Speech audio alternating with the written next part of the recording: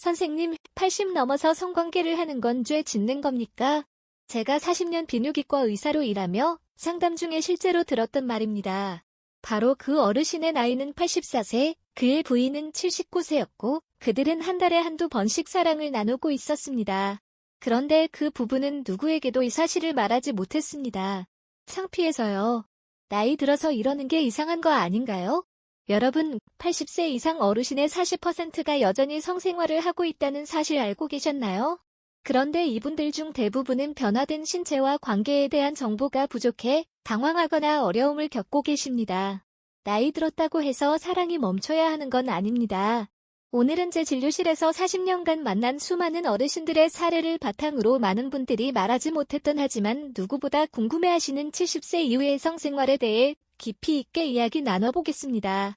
영상을 끝까지 보시면 모년기 성생활에 관한 불필요한 죄책감과 부끄러움에서 벗어나고 만족스러운 성관계를 위한 구체적인 방법을 알게 되실 겁니다. 구독과 좋아요도 꼭 눌러주세요. 여러분의 작은 응원이 늙은 의사에게 큰 힘이 됩니다. 자, 이제 여러분이 꼭 알아야 할 5가지 성생활에 관한 비밀을 공개합니다. 첫 번째로 알아야 할 것은 나이든 몸의 변화입니다. 우리 몸은 시간이 지남에 따라 자연스럽게 변합니다. 마치 사계절이 바뀌는 것처럼 말이지요. 여러분, 봄에 입던 옷을 겨울에 그대로 입을 수는 없잖아요. 그것처럼 나이가 들면 우리 몸도 달라지고 그에 맞게 사랑을 나누는 방식도 조금씩 바꿔야 합니다. 72세 정 할아버지는 젊었을 때처럼 부인을 안으려다 요통이 심하게 와서 응급실에 실려간 적이 있으셨어요. 그때 정 할아버지가 저에게 하신 말씀이 아직도 생생합니다. 선생님, 마음은 40대인데 몸이 따라주지 않네요. 어떻게 해야 할까요? 이렇게 물으시는 분들이 정말 많습니다. 그래서 제가 오늘 분명히 말씀드리고 싶은 것은 젊었을 때와 똑같이 하려고 하면 안 된다는 것입니다. 몸의 변화를 인정하고 그에 맞게 조금 다르게 접근해야 합니다. 남성분들은 발기가 예전보다 약해질 수 있고 완전한 발기까지 시간이 더 걸릴 수 있습니다. 여성분들은 질건조함이 생기고 탄력이 줄어들 수 있습니다. 이런 변화들은 부끄러운 게 아니라 자연스러운 현상입니다. 마치 머리카락이 하얗게 변하는 것처럼 말이죠. 그럼 어떻게 해야 할까요? 먼저 서두르지 마세요. 충분한 전의 시간을 가지는 것이 중요합니다. 젊었을 때보다 2배, 3배 더 오래 스킨십과 애무를 나누세요. 손잡기, 안마하기, 포옹하기 같은 간단한 스킨십부터 시작하는 것도 좋습니다. 저희 진료실에 오셨던 76세 이 할머니는 남편과의 관계가 오히려 나이 들어 더 좋아졌다고 하셨어요. 비결을 물으니 젊었을 땐 바빠서 서두르기만 했는데 이제는 서로를 느끼며 천천히 즐길 수 있어요 라고 하시더군요. 두 번째로 알아야 할 것은 윤활제와 보조도구 활용입니다. 나이가 들면 여성분들은 질 분비물이 줄어들어 건조함을 느끼게 됩니다. 이것은 매우 자연스러운 현상이에요. 호르몬 변화 때문이지요. 그런데 이 건조함 때문에 아픔을 느끼거나 불편해서 성관계를 피하시는 분들이 많습니다. 제 진료실에 오셨던 김 할머니는 아파서 못 참겠어요 라고 하셨는데 수용성 윤활제를 사용하시라고 권해드렸더니 몇 주 뒤에 환하게 웃으며 찾아오셨어요. 선생님, 이런 게 있는 줄 몰랐어요. 정말 편해졌어요. 윤활제는 약국이나 온라인에서 쉽게 구하실 수 있습니다. 수용성 윤활제가 좋은데 물에 잘 씻기고 콘돔을 사용하실 때도 안전하거든요. 오일 기반 윤활제는 콘돔을 약하게 만들 수 있으니 조심하세요. 또한 도움이 될 수 있는 것들이 있습니다. 베개나 쿠션은 관절에 무리가 가지 않게 자세를 지탱해줍니다. 허리나 무릎이 아프신 분들에게 특히 도움이 됩니다. 제가 아까 말씀드린 정 할아버지도 부드러운 쿠션을 활용하신 후로는 요통 없이 편안하게 아내와 시간을 보내실 수 있다고 하셨어요. 그리고 진동기와 같은 보조기구들도 있습니다. 이런 말씀을 드리면 어르신들이 민망해 하시는데 제가 드리고 싶은 말씀은 젊은 사람들만의 것이 아니라는 겁니다. 손떨림이 있거나 관절염이 있으신 분들에게 특히 도움이 될 수 있습니다. 박할머니는 80세의 남편을 여의고 혼자 지내셨는데 제 권유로 진동기를 사용해 보신 후에 몸에 대해 다시 알게 되었어요. 혼자라도 행복할 수 있네요 라고 말씀하셨습니다. 이런 보조기구들은 온라인이나 전문 매장에서 구입하실 수 있고 요즘은 어르신들을 위해 사용하기 쉽게 설계된 제품들도 많습니다. 윤활제와 보조도구를 사용하는 것은 부끄러운 일이 아닙니다. 안경을 쓰거나 지팡이를 사용하는 것과 같은 맥락이에요. 더 편안하고 즐겁게 지내기 위한 도구일 뿐입니다. 사랑하는 사람과의 관계를 더 깊게 만들어주는 소중한 도움이 될 수 있어요. 세 번째로 알아야 할 것은 약물 복용과 성생활의 관계입니다. 나이가 들면서 여러 가지 약을 복용하시는 분들이 많습니다. 고혈압약, 당뇨약, 콜레스테롤약 등 여러 약이 필요하죠. 그런데 이런 약들 중 일부는 성기능에 영향을 미칠 수 있다는 사실 알고 계셨나요? 78세의 할아버지는 고혈압약을 바꾸고 나서 갑자기 발기 문제가 생겼다고 호소하셨어요. 제가 약을 확인해보니 베타 차단제 계열의 약이었습니다. 이런 약들은 혈뇨에 영향을 주어 발기력을 약화시킬 수 있어요. 담당 의사와 상담 후 약을 다른 종류로 바꾸니 문제가 해결되었습니다. 또 한 가지 매우 중요한 이야기를 해야겠습니다. 발기부전 치료제인 비약을 하나 시알리스 같은 약을 드시는 분들이 많으신데 극히 협심증 같은 심장질환으로 니트로글리세린 계열 약을 복용 중이시라면 절대 함께 드시면 안 됩니다. 혈압이 급격히 떨어져 생명이 위험할 수 있어요. 제 환자 중 한 분은 이 사실을 모르고 두 약을 함께 복용했다가 응급실에 실려가신 적이 있습니다. 다행히 빠른 조치로 회복하셨지만 정말 위험한 상황이었어요. 여성분들도 마찬가지입니다. 항우울제나 고혈압약이 성적욕구나 흥분 오르가즘에 영향을 줄 수 있습니다. 만약 약을 드시고 나서 성생활의 변화를 느끼신다면 반드시 담당 의사에게 말씀하세요. 부끄러워하지 마시고요. 약의 용량을 조절하거나 다른 약으로 바꾸면 대부분 해결됩니다. 발기부전이나 성적욕구 감소는 약물 때문만이 아니라 심리적인 이유도 있을 수 있습니다. 불안이나 우울, 스트레스가 큰 영향을 미치기도 합니다. 그래서 부부가 함께 충분히 대화하고 필요하다면 심리상담도 고려해보세요. 남성분들 중에는 발기부전 치료제에 대해 궁금해하시는 분들이 많습니다. 이런 약들은 의사와 상담 후 처방받아 드시는 것이 안전합니다. 인터넷이나 불법 경로로 구입한 약은 성분이 불분명하고 위험할 수 있어요. 특히 심장질환이 있으신 분들은 반드시 전문의와 상담하세요. 네 번째로 알아야 할 것은 안전하고 편안한 체육입니다. 젊었을 때는 어떤 자세도 쉽게 취할 수 있었겠지만 나이가 들면 관절이 뻣뻣해지고 근력이 약해집니다. 무릎, 허리, 고관절에 무리가 가는 자세는 통증을 유발할 수 있고 심하면 부상으로 이어질 수도 있어요. 제 진료실에 오셨던 한 부부의 이야기가 기억납니다. 68세 최할아버지는 젊은 시절처럼 격렬하게 사랑을 나누다가 허리를 삐끗해서 일주일 내내 움직이지 못했다고 하셨어요. 그 뒤로는 성관계 자체를 피하게 되셨다고 합니다. 이런 경우에 도움이 되는 자세가 있습니다. 가장 좋은 것은 옆으로 누운 자세입니다. 두 분 모두 옆으로 누워서 마주보거나 같은 방향을 보고 누우면 관절에 무리가 적고 호흡도 편안하게 유지할 수 있습니다. 특히 심장질환이 있으신 분들에게 추천합니다. 최할아버지 부부에게 이 자세를 권해드렸더니 몇 개월 후 진료차 오셨을 때 선생님 덕분에 다시 행복해졌어요 라고 말씀해 주셨습니다. 작은 변화로 큰 기쁨을 되찾으신 거죠. 또 다른 좋은 자세는 앉은 자세입니다. 남성이 의자에 앉고 여성이 마주보며 앉는 형태인데 이 자세는 두 분 모두 움직임을 스스로 조절할 수 있어서 좋습니다. 특히 관절염이 있으신 분들에게 편안할 수 있어요. 중요한 것은 항상 편안함을 최우선으로 생각하는 것입니다. 통증을 느끼면 즉시 멈추고 자세를 바꿔보세요. 부상 예방이 무엇보다 중요합니다. 또한 베개나 쿠션을 활용하면 더 편안한 자세를 만들 수 있습니다. 허리나 무릎 아래에 베개를 받치면 압력이 줄어들어 더 오래 편안하게 자세를 유지할 수 있어요. 76세 박할아버지는 그냥 베개 하나로 이렇게 달라질 줄 몰랐어요 라고 말씀하셨던 기억이 납니다. 자세와 관련해서 한 가지 더 말씀드리자면 성관계는 꼭 침대에서만 할 필요는 없습니다. 편안한 소파나 안락의자 같은 곳이 오히려 더 좋을 수도 있어요. 여러 가지 장소를 시도해보시고 가장 편안한 곳을 찾으세요. 다섯 번째로 알아야 할 것은 소통과 친밀감의 중요성입니다. 성생활은 단순히 육체적인 행위만이 아닙니다. 특히 나이가 들수록 감정적 연결과 친밀감이 더욱 중요해집니다. 젊었을 때는 육체적 욕구가 앞섰을지 모르지만 노년기에는 상대방과의 따뜻한 교감이 더 큰 만족감을 줍니다. 제가 만난 80세 김할아버지와 77세 김할머니는 60년 넘게 부부로 살아오셨는데요. 할아버지가 저에게 비밀을 하나 알려주셨습니다. 선생님, 우리는 매일 밤 손을 잡고 자요. 그리고 일주일에 한 번은 꼭 안고 자는데 그것만으로도 너무 행복해요. 사실 성생활에서 가장 중요한 것은 서로의 마음을 나누는 것입니다. 그런데 많은 분들이 파트너와 성에 관한 대화를 나누는 것을 부끄러워하세요.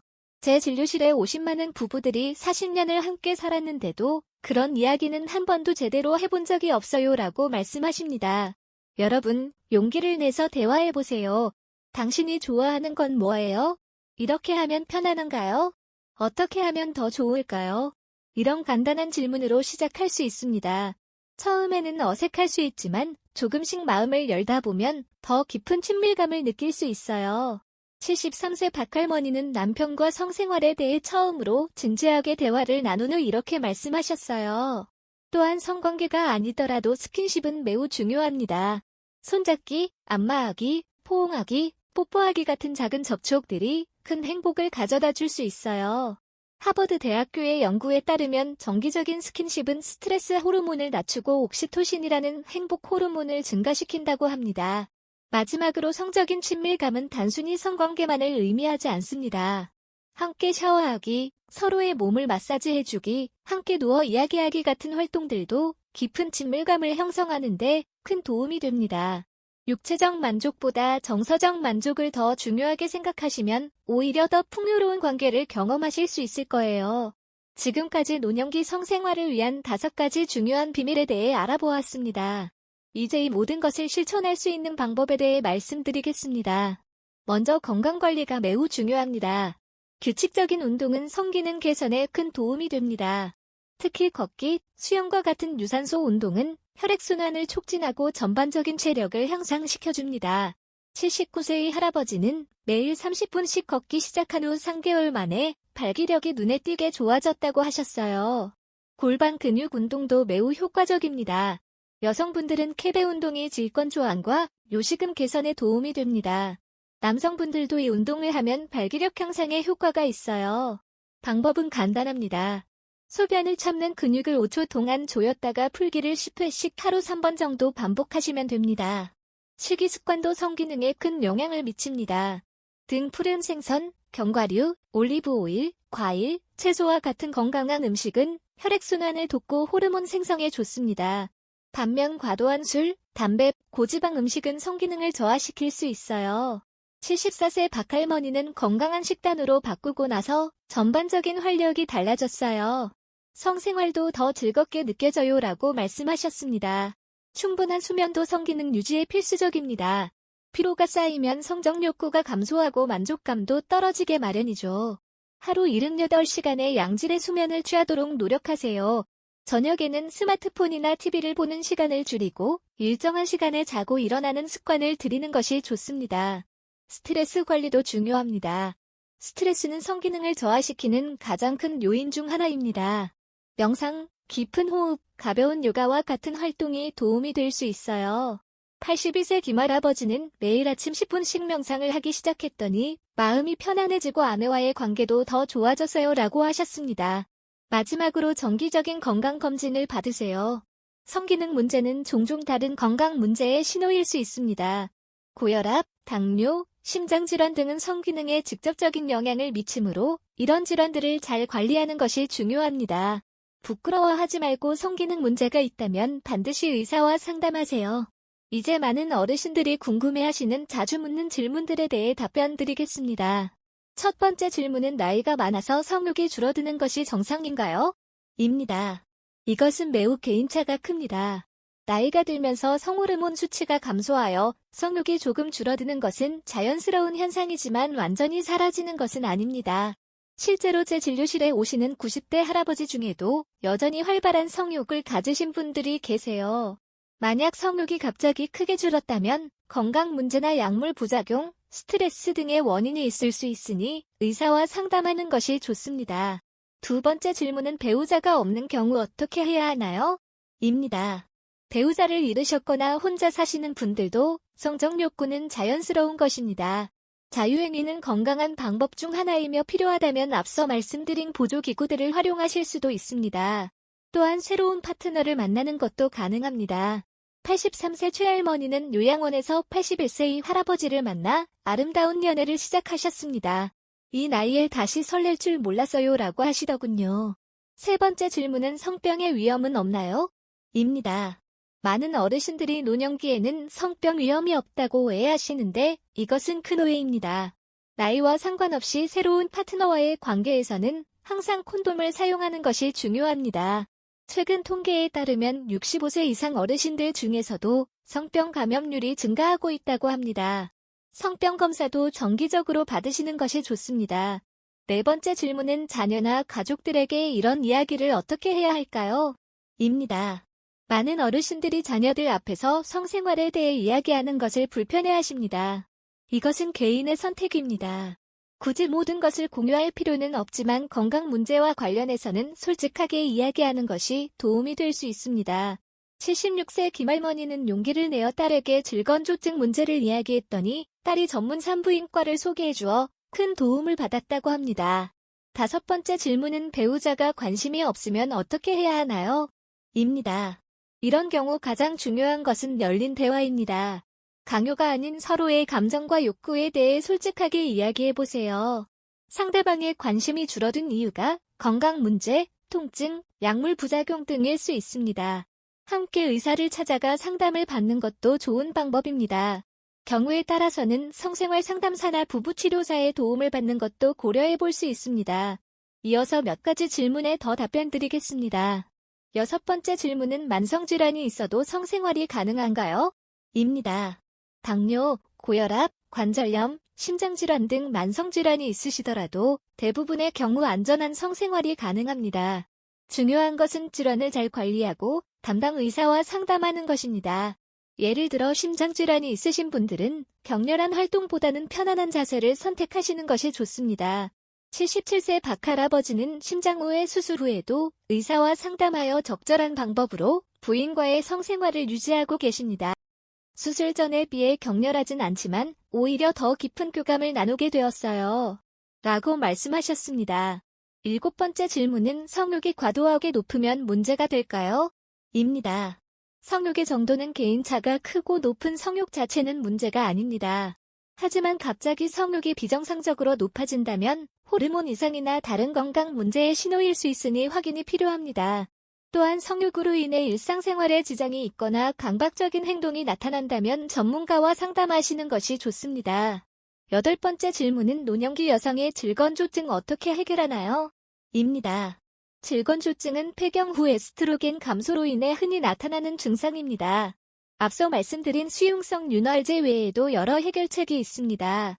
저용량 국소 에스트로겐 크림이나 좌약은 질점막을 건강하게 유지하는 데 도움이 됩니다. 이런 치료는 전신부작용이 적으면서도 효과적입니다.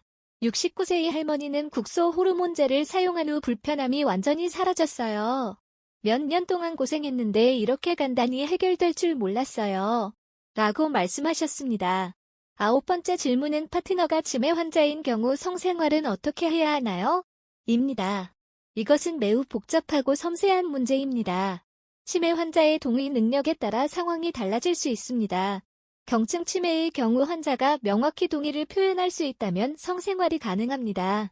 오히려 친밀한 교감이 정서적 안정에 도움이 될 수 있습니다. 하지만 증상이 심해질수록 동의 능력과 의사 표현이 어려워질 수 있으니 배우자나 돌봄 제공자는 환자의 상태를 잘 파악하고 존중해야 합니다. 필요하다면 노인 정신의학과 전문의나 치매 관련 상담사의 도움을 받는 것도 좋은 방법입니다. 마지막으로 요양원이나 요양병원에서의 성생활은 어떻게 해야 하나요? 라는 질문입니다. 많은 요양시설에서 노인들의 성적 욕구와 친밀감 욕구를 간과하는 경우가 있습니다. 그러나 점차 이에 대한 인식이 개선되고 있습니다. 부부가 함께 입소한 경우에는 가능한 같은 방을 쓸 수 있도록 요청해보세요. 새롭게 관계가 형성된 경우라면 시설 관계자와 대화하여 개인적인 시간과 공간을 존중받을 수 있는지 문의해보는 것이 좋습니다. 이제 오늘 말씀드린 내용을 정리하며 마무리하겠습니다. 우리는 인생의 어느 단계에서든 사랑과 친밀감 그리고 성적 만족을 누릴 권리가 있습니다. 나이가 들었다고 해서 그 권리가 사라지지 않아요. 40년간 비뇨기과 의사로 진료하며 수많은 어르신들을 만나왔지만 가장 행복하게 노년을 보내시는 분들은 서로에 대한 이해와 사랑을 바탕으로 끊임없이 소통하시는 분들이었습니다. 첫째, 우리 몸의 변화를 인정하고 받아들이세요. 젊었을 때와 다른 접근이 필요합니다. 서두르지 말고 충분한 시간을 가지며 몸의 변화에 맞게 전이와 스킨십을 더 오래 나누는 것이 중요합니다. 둘째, 윤활제와 보조도구를 적극 활용하세요. 안경이나 지팡이처럼 더 편안하고 만족스러운 관계를 위한 도구일 뿐입니다. 특히 여성분들의 질건조함 해결에 큰 도움이 됩니다. 셋째, 복용 중인 약물과 성생활의 관계를 이해하세요. 고혈압약, 당뇨약 등이 성기능에 영향을 줄 수 있으며 발기부전 치료제와 심장약을 함께 복용하면 위험할 수 있습니다. 반드시 담당 의사와 상담하세요. 넷째, 안전하고 편안한 체위를 선택하세요. 허리, 무릎, 고관절에 부담이 적은 누운 자세나 앉은 자세가 좋습니다. 베개나 쿠션을 활용하면 더 편안할 수 있어요. 다섯째, 무엇보다 소통과 친밀감이 중요합니다. 파트너와 솔직한 대화를 나누고 서로의 필요와 욕구를 이해하세요. 성관계가 아니더라도 손잡기, 포옹, 키스 같은 작은 스킨십이 큰 행복을 가져다 줄 수 있습니다. 건강한 노년의 성생활을 위해 규칙적인 운동, 균형 잡힌 식단, 충분한 수면, 스트레스 관리, 그리고 정기적인 건강검진도 잊지 마세요. 제가 만난 85세 김할아버지는 이렇게 말씀하셨습니다. 나이는 숫자에 불과해요. 서로를 사랑하고 이해하는 마음이 있다면 몸이 조금 불편해도 얼마든지 행복한 관계를 이어갈 수 있어요. 이 말씀처럼 노년의 성생활은 젊은 시절과 다르지만 오히려 더 깊은 이해와 친밀감을 바탕으로 더 풍요로워질 수 있습니다. 부끄러움과 편견을 버리고 서로에 대한 존중과 배려로 아름다운 관계를 이어가시길 바랍니다. 오늘 제 이야기가 여러분의 삶에 작은 도움이라도 되었기를 진심으로 바랍니다. 건강하고 행복한 노년을 보내시길 응원합니다. 그리고 이렇게 민감하지만 중요한 건강 정보를 계속해서 받아보고 싶으시다면 지금 바로 구독 버튼과 좋아요를 눌러주세요. 또한 댓글로 더 알고 싶은 노년 건강 주제나 궁금한 점을 남겨주시면 다음 영상에서 자세히 다루도록 하겠습니다. 여러분의 건강한 삶을 응원합니다. 감사합니다.